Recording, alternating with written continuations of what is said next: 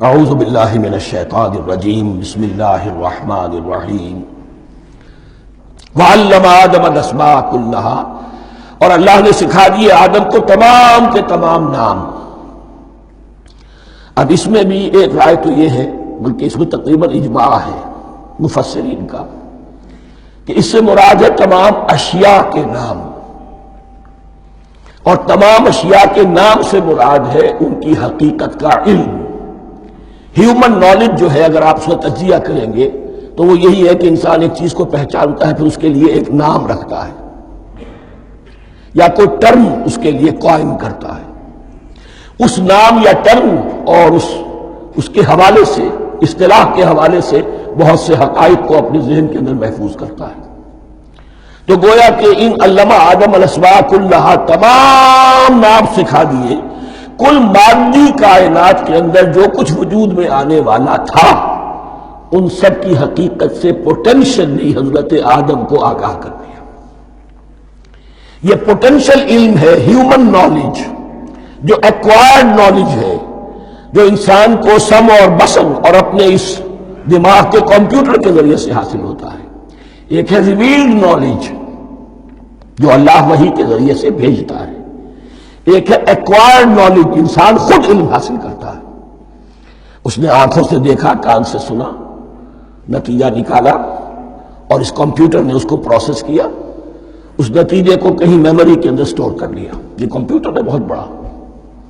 پھر کچھ اور دیکھا، کچھ اور سنا، کچھ چھو کر معلوم ہوا، کچھ چکھ کر معلوم ہوا، کچھ سونگھ کر معلوم ہوا، کوئی اور نتیجہ نکلا، اسے وہ پاس میموری کے ساتھ اس کو ٹیلی کیا اور نتیجہ نکالا۔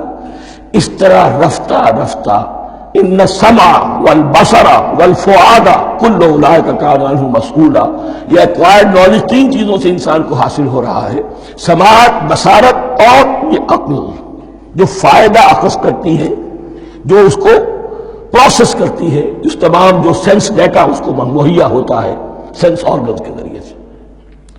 یہ علم ہے جو پوٹینشلی حضرت آدم کو دے دیا گیا۔ اس کی ایکسفولیشن ہو رہی ہے، اب درجہ بدرجہ وہ علم پھیل رہا ہے، بڑھ رہا ہے، اور بڑھتے بڑھتے کہاں تک پہنچے گا ہم کچھ نہیں کہہ سکتے۔ کہاں سے کہاں پہنچ گیا انسان۔ اس نصف صدی کے اندر علم انسانی میں جو ایکسپلوژن ہوا ہے، میں اور آپ اس کا تصور تک نہیں کر سکتے۔ اکثر بڑے بڑے جو سائنسدان ہیں انہیں تصور نہیں ہے، اس لیے کہ ایک شخص اپنی لائن فزکس کے بارے میں جانتا ہے کیا کچھ ہو گیا، یا فزکس کی بھی کسی شاخ کے بارے میں جانتا ہے، باقی دوسری جو لائن ہے اسے کچھ پتہ نہیں۔ اسپیشلائزیشن کا دور ہے، لہذا جو ایکسپلوژن کہا جائے، دھماکہ ہوا ہے علم کا، اس کا کوئی اندازہ نہیں ہے ہمارے پاس، اور کس تیزی کے ساتھ وہ چیز آگے بڑھ رہی ہے، کس تیزی کے ساتھ ایک چیز آج جو ایجاد ہوئی چند دنوں کے اندر اندر اس کے بعد اس کا نیا کوئی ورژن آ جاتا ہے اور یہ چیز جو آبسولیٹ ہو جاتی ہے۔ کمیونیکیشن کے اندر جو انقلاب عظیم برپا ہوا، تو آپ یہ سمجھیے کہ اقبال نے جو شعر کبھی کہا تھا کہ عروج آدم خاکی سے انجم سہمے جاتے ہیں، کہ یہ ٹوٹا ہوا تارا مہ کامل نہ بن جائے۔ اور یہ مہ کامل بنے گا کب؟ جب دجال کی شکل اختیار کرے گا۔ دجال کون ہوگا؟ جو ان تمام قواعد طبیعہ کے اوپر قابو پا لے گا، جب چاہے گا جہاں چاہے گا بارش برسائے گا، رزق کے تمام خزانے اپنے ہاتھ میں لے لے گا، جو اس کے اوپر ایمان لائے گا اسی کو ملے گا، کسی اور کو نہیں ملے گا، اس کی آواز پوری دنیا میں سنائی دے گی، وہ چند دنوں کے اندر پوری دنیا کا چکر لگا لے گا۔ یہ ساری چیزیں جو حدیث میں دجال کے بارے میں آئی ہیں، وہی اسی علم آدم، ایکوائرڈ نالج کے اس حد کو پہنچ جانا کہ وہ ٹوٹل مسٹریز نیچر کی جو ہے وہ اس پر منکشف ہو جائے، اور ان قواعد طبیعہ کو وہ ہارنس کر لے، قابو میں لے آئے اور انہیں استعمال کرے۔